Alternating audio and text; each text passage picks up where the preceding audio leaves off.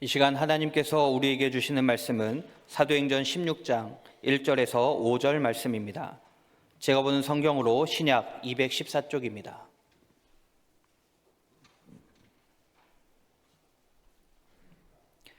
말씀을 봉독할 때에 하나님의 음성을 들으시기 바랍니다. 바울이 더베와 루스드라에도 이름에 거기 디모데라 하는 제자가 있으니 그 어머니는 믿는 유대의 여자요 아버지는 헬라인이라. 디모데는 루스드라와 이고니온에 있는 형제들에게 칭찬받는 자니 바울이 그를 데리고 떠나고자 할새 그 지역에 있는 유대인으로 말미암아 그를 데려다가 할례를 행하니 이는 그 사람들이 그의 아버지는 헬라인인 줄 다 알미러라.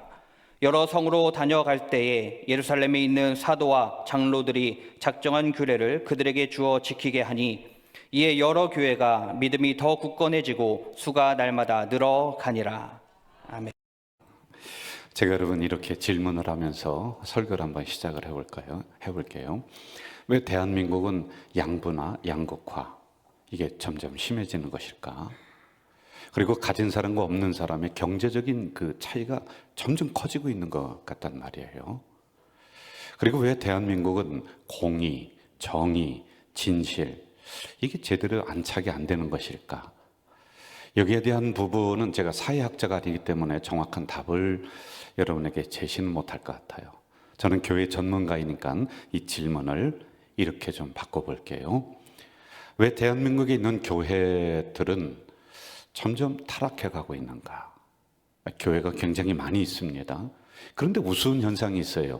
성도들이 더 이상 교회에서 희망을 찾지 않으려고 하는 이러한 현상이 왜 일어나고 있는 것일까?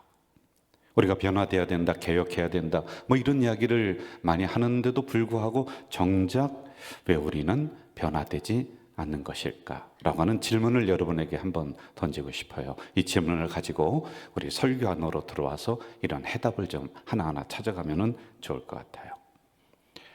여러분, 우리나라에 그 치킨집이 몇 개인가 한번 그 자료를 찾아봤더니 8만 7천 개가 있더라고요. 편의점이 4만 7천 개, 그리고 교회는 9만 개 정도 돼요.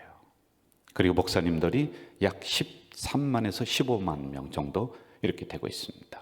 그리고 기독교인들이 캐톨릭을 포함한 거예요. 원래 정부에서는 캐톨릭을 포함해서 카운팅을 하거든요. 1000에서 1100만 명 정도, 이 정도 됩니다. 그래서 많은 사람들이 우리 대한민국을 보면서 동방의 예루살렘, 그러니까 굉장히 기독교가 풍성하다는 것이에요. 그럼 적어도 이 정도 됐으면은 우리들 안에서 뭐 천국은 이루어지지 않는다 하더라도 이런 모습들이 조금씩은 나타나야지만이 되는 거 아닐까라고 하는 이런 생각을 한번 해보게 돼요. 이번 장로교 총회는 명성교회라고 하는 곳에서 목사님들 대표 750명, 그 10한 4, 5명 중에서요. 그리고 장로님들 대표 750명, 도합 1,500명이 이렇게 모였어요. 우리 통합 측이니까 목사님들은 숫자가 15만 명까지는 안 될 것 같아요. 하여간 그 대표들이 모여서 3일 동안 회의를 합니다. 저는 거기에 참석한 지 15년째 되거든요. 이것도 아무나 못 가요.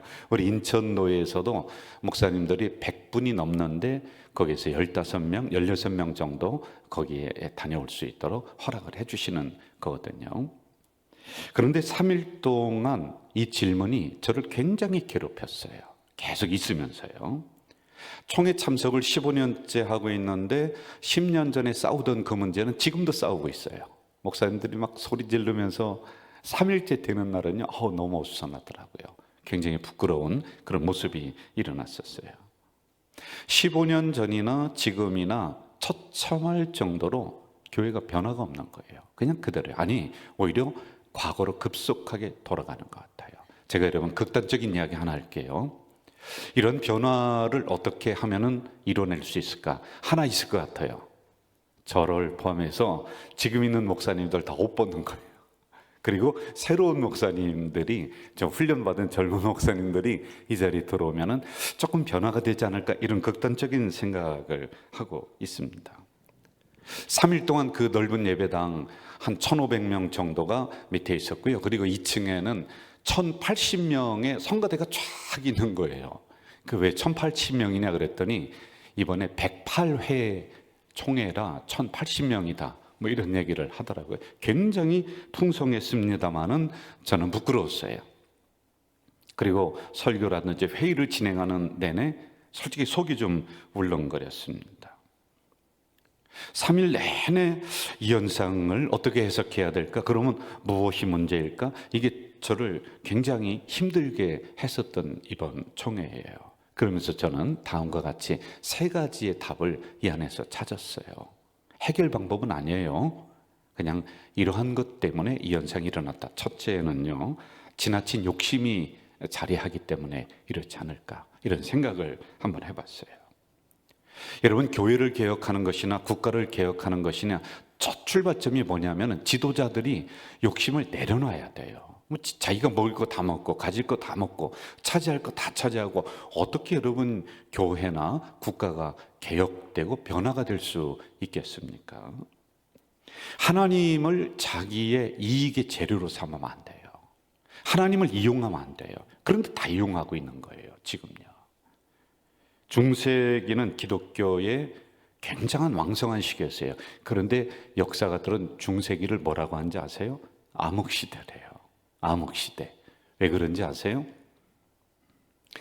교권이 왕권 위에 올라가 있었습니다. 그러니까 황제가 그 교황 밑에 있는 거예요.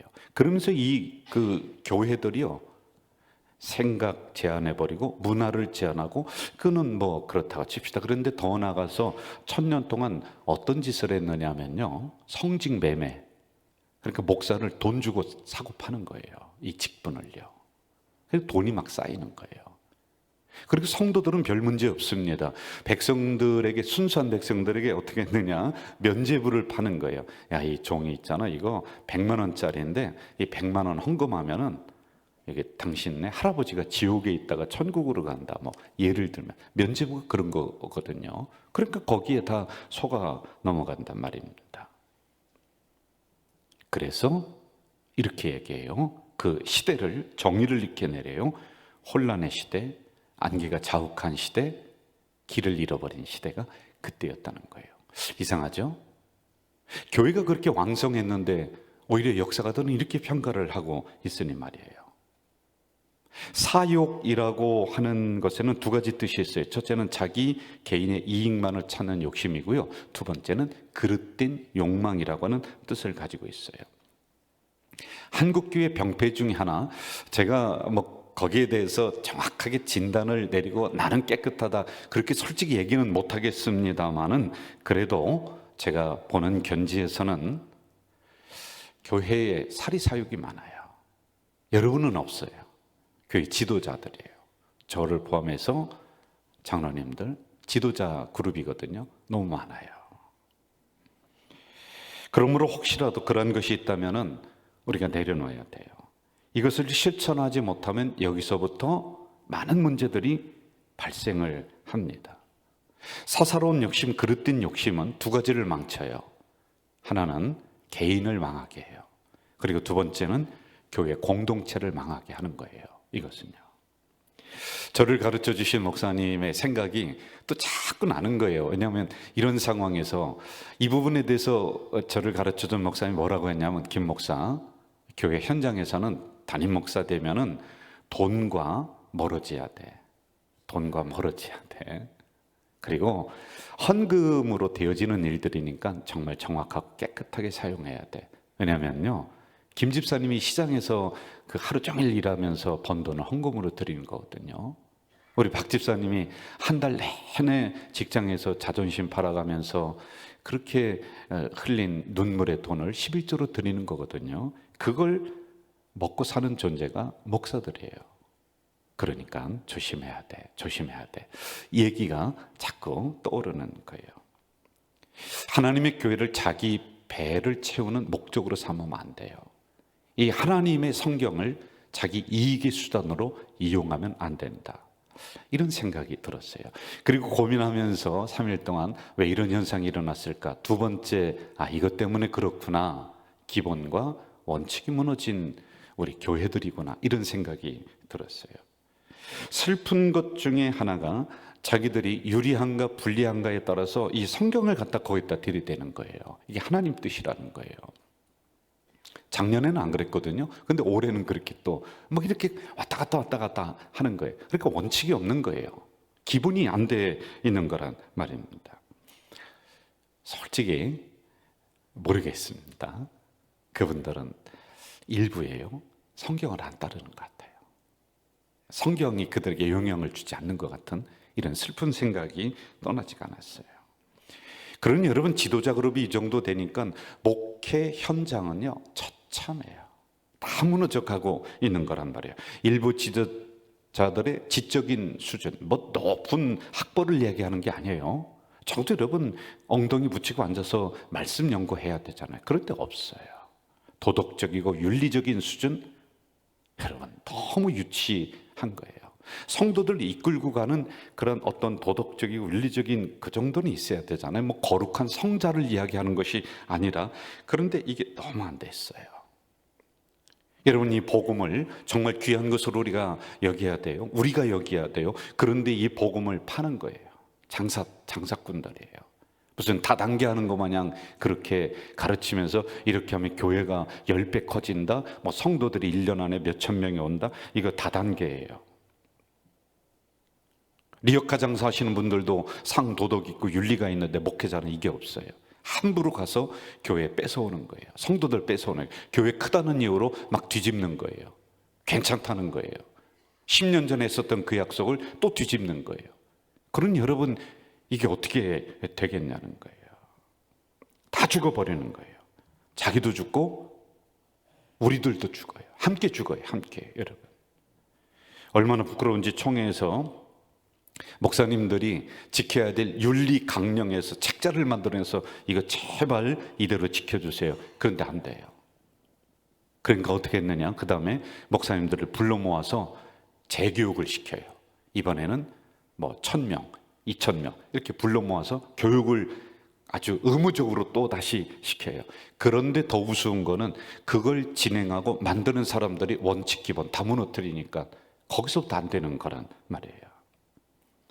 저는 우리 교회가 대형 교회 되는 걸 제 목회적인 철학은 추구하지 않아요. 그리고 또 하나, 저는 그만한 실력도 없어요. 솔직히 얘기해서요. 성도가 한 명 있더라도, 한 명이 남더라도 그 성도로서의 기본을 지키고 교회로서의 원칙과 기본을 지켜 나간다면은 그것이 바로 진정한 교회다라는 이러한 목회적인 생각을 제가 가지고 있는 거예요. 3,000명, 5,000명 모였다. 그러면서 너무 무례해요. 너무 무례한 기독교예요. 너무 무례한 성도들이 돼버리고 있다는 거예요. 우리의 기본은 무엇일까요? 성경이에요.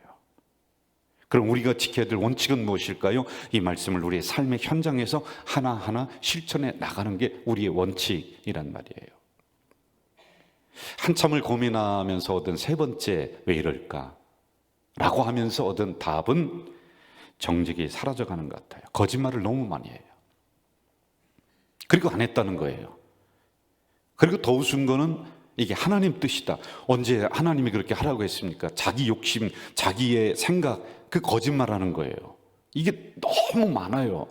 그런데 무서운 게요, 그렇게 말하는 사람들 얼굴을 보니까 뻔뻔해요.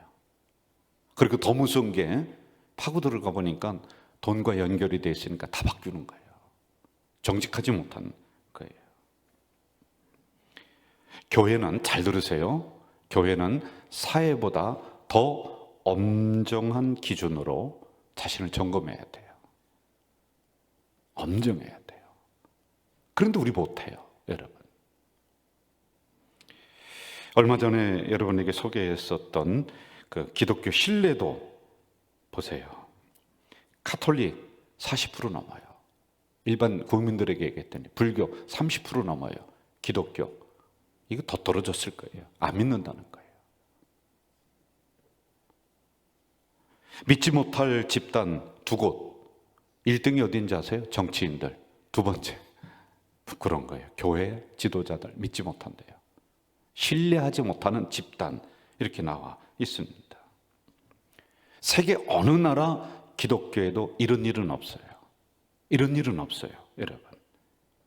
그런 행위를 밥 먹듯이 거짓말하고 밥 먹듯이 뒤집으면서 하는 그러한 총회도 없고 교회도 세계 어느 나라에도 없어요.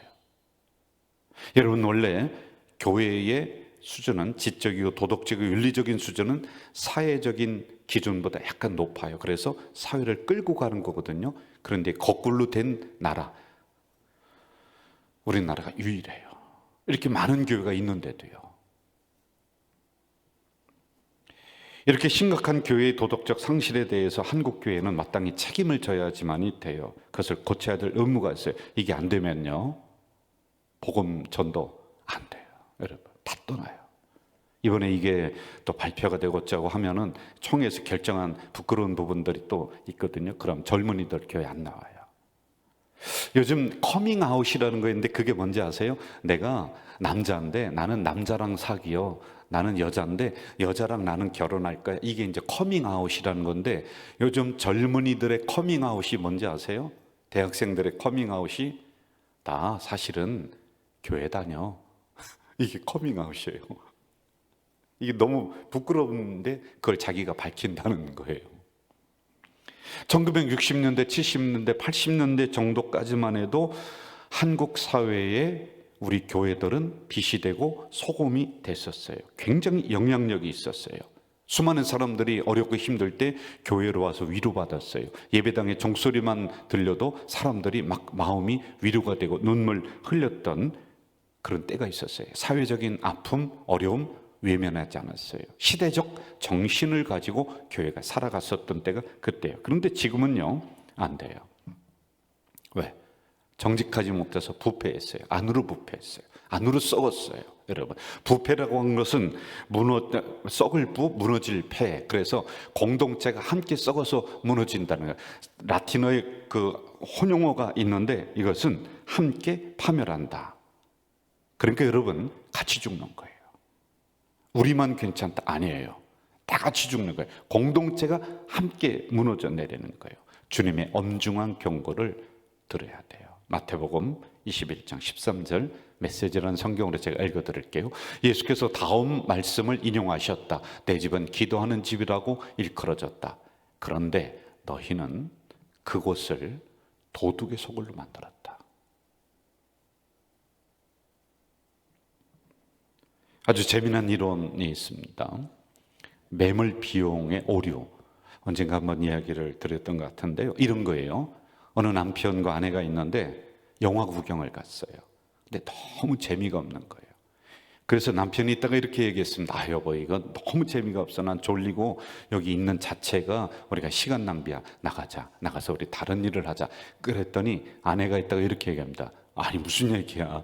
여기까지 들인 돈이 얼만데. 티켓 사야지. 차 타고 와야지. 그거 얼만데. 이거 끝까지 본전이라도 뽑고 가야 돼. 그러자 남편이 또 이렇게 얘기해. 아니야, 지금 우리가 여기서 빨리 나가서 그 들어간 비용은 이미 없어졌으니까 다른 일을 하고 그러면서 재밌게 좀 요 시간을 보내자. 그래도 이 부인은 죽어도 안 된다는 거예요. 본전 뽑고 가야 된다.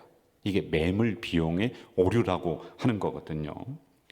그동안에 투자한 게 너무 아깝다는 거예요. 그동안에 들인 공이 너무 아깝다는 거예요. 어쩌면 여러분, 우리 교회들이 이러는 것 같아요. 머뭇머뭇거리는 사이에 우리는 매물 비용의 오류, 어느 순간에 끊어야 돼요. 돌아서야 돼요.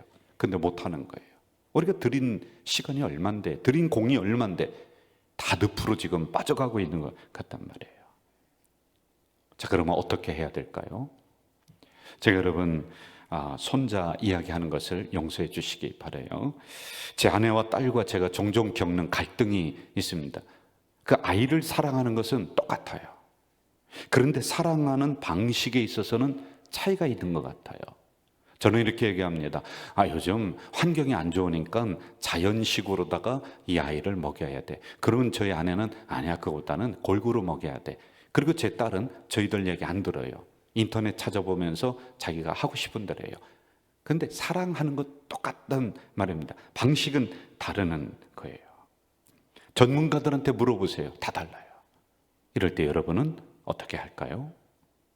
오늘 같은 상황을 본문 속으로 한번 가지고 들어와 보잔 말이죠. 여러분, 제가 이렇게 계속 몇 주 동안 말씀을 드렸어요. 너무 자극적인 설교 좋아하지 마라. 성경은 깊게 봐야 된다. 넓게 봐야 된다. 멀리 봐야 된다. 그리고 그 말씀이 나온 배경을 우리가 함께 보면서 진리를 캐내야 된다. 진리는 된장국처럼 밋밋하다. 이 얘기를 드렸습니다. 자, 15장 마지막 부분에 나오는 이야기는 어쩌면 우리들에게 한 가닥 희망을 주는 것 같아요. 15장 39절 이렇게 얘기하죠. 서로 심히 다투어 피차 갈라섰다. 선한 목적으로 모인 사람들의 거룩한 목표가 이들 안에 있습니다. 함께 했던 초대교회의 지도자들 사도 바울 목사님과 바나바 목사님이 싸웠다는 거예요. 언성이 높아졌다는 거예요. 그래서 서로 자기의 갈 길로 갈라섰다라고 하는 거예요. 각성에 다니면서 성도들을 돌보자, 그리고 교회를 든든히 세우자라고 하는 데까지 거룩한 목표는 똑같았어요. 합의가 되었습니다. 그러나 그 다음에 누구를 데려갈 것이냐, 이거는 아주 가벼운 문제거든요. 지엽적인 문제, 본질의 문제는 합의가 됐어요. 그런데 지엽적인 문제, 누구와 함께 갈 것이냐. 바나바는 이렇게 했죠. 마가라 하는 요한을 나는 데려가고 싶다.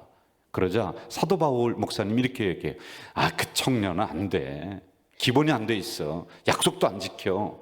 한다고 그러다가 도망가. 그리고 끝까지 충성해야지. 어려움이 오면은 금방 도망가. 그 친구는 안 돼. 그러자 이들이 언성이 높아지고, 그러자 싸우고 서로 헤어지는 일이 일어난다 말입니다. 우리는 이 사건에서 좀 구분할 필요가 좀 있지요. 본질은 각성에 다니면서 하나님의 말씀을 가지고 교회를 든든히 세우고 성도를 든든히 세우자. 이게 원래 본질이에요.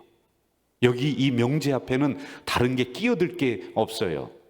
그런데 그 다음에 아주 지엽적이고 비본질적인 누구를 데려갈 것이냐라고 하는 것은 사소한 거예요. 자, 그런데 잘 보세요, 여러분. 잘 들어보세요. 이 작은 사소한 문제가 본질의 문제, 거룩의 문제를 무너뜨리고 공동체를 깨지게 할 수 있는 거예요. 희한하죠? 이렇게 할 수 있는 거예요. 그럼 이들은 이 문제를 어떻게 극복해 나갔을까요? 저는 성경을 유심히 살피다가 본문에서는 이 해답이 안 나와요. 솔직히요. 그래서 우리가 지금 사도행전을 보고 있잖아요. 1장부터 계속 살펴봤어요. 그랬더니 많은 사건들이 나오더라고요. 4장에는 서로 성도들끼리 다투는 문제, 또 성령의 역사, 교회가 개척되고 갈등의 문제, 여러 가지 것들이 나와요. 그런데 그럴 때마다 반복해서 나오는 한 단어가 있었어요. 주의 말씀, 주의 말씀, 주의 말씀. 이게 무슨 얘기냐? 어렵고 갈등할 때 이들은 주의 말씀을 들었다는 거예요. 이게 기준이 됐다는 거예요. 주의 말씀. 그래서 사건마다 주의 말씀이 튀어나오고 있는 거예요. 결국에 이들은 다시 주의 말씀, 이것을 통해서 기준을 잡고 결국에는 이 그룹이 하나가 돼서 큰 역사를 쓰고 있거든요. 가장 기독교가 부패한 시대를 중세시대라고 제가 말씀을 드렸어요. 그런데 이것을 개혁하기 위해서 몇몇의 지도자들이 튀어나옵니다. 아무리 해도 안 되는 거예요. 그러자 그들은 이렇게 얘기해요. 우리 복음으로 돌아가자, 말씀으로 돌아가자, 주의 말씀으로 돌아가자. 그러면서 세 가지 슬로건을 이야기합니다. 오직 성경, 오직 은혜로, 오직 믿음으로. 이게 지표예요. 다른 것으로 안 된다는 거예요. 그 정신을 이어받아서 우리나라에 130년 전에 기독교가 들어왔습니다. 오늘처럼 그때는 교회가 많지가 않았어요. 그래도 여러분, 그때는 기준이 됐어요. 어렵고 힘든 그 시대를 향해서 그때 교회 지도자들은 이 성경을 높이 들면서 여러분, 이게 표지판입니다. 이것 보고 갑시다. 이게 기준입니다. 이것 보고 우리가 다시 전진합시다. 이렇게 얘기했어요. 그때는 됐었는데 지금 안 돼요. 된 이유가 뭔지 아십니까? 주의 말씀, 성경을 표지판으로 삼았고요. 그때 지도자들은 청빈하게 살았어요. 청청하게 살았어요. 그래서 된 거예요. 근데 오늘 우리는 너무 배불러요. 저도 배불러요. 오직 성경만으로 부족하니까 여러분, 성경 위에 다른 이론들 많이 갖다 놨잖아요. 목사님, 어떻게 오직 은혜로 살아갈 수가 있습니까? 이 은혜 가지고 안 됩니다. 그러니까 여러분, 우리는 인간관계 처세술 사람 많이 의지하잖아요. 목사님 어떻게 오직 믿음으로 삽니까? 그러니까 우리는 그 위에 물질 이런 거 많이 얹어놨잖아요. 걷어내야 돼요. 그래서 성경이 기준이야 라고 다시 외치는 사람들이 나와야 돼요. 점점 흩어지는 교회들을 다시 줄을 세우고 질서 정연하게 하는 이런 시대가 다시 와야지만이 되는 거예요. 여러분, 어떻게 우리는 이런 상황을 뜯어 고쳐야지만이 될까요?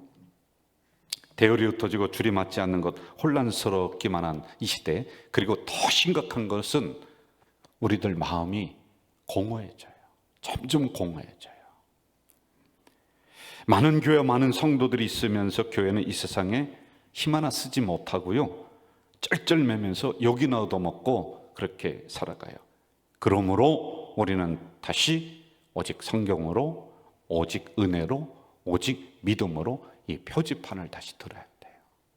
다른 게 답이 없어요. 진짜인 것 같아요, 여러분들. 오늘 목회자들은 청빈하게 살면서 성도들에게 삶의 방향성을 제시해 줘야 돼요. 진짜 그래야 돼요, 여러분. 성도들은 다시 성경으로 가야 돼요. 복음으로 가야 돼요. 그 외에 답이 없는 것 같아요. 그래서 여러분, 사도행전은 사건마다, 어려울 때마다 지도자들은 주의 말씀, 주의 말씀, 주의 말씀, 이게 나오는 거예요. 이 사건은 또 하나의 역사적인 인물을 만들고 있죠. 16장 1절 오늘 본문을 가볼까요? 바울이 데베와 루스드라에도 이름에 거기 디모데라는 제자가 있다. 디모데라고 하는 사람을 얻어요. 사람을요. 이 갈등 관계에서 하나님의 더 큰 뜻이 있어요. 사람, 역사적인 인물이 하나 튀어나오고 있습니다. 디모데는 바울 사역에 있어서는 없어서는 안 될 아주 중요한 인물이에요. 특별히 4절을 봐요.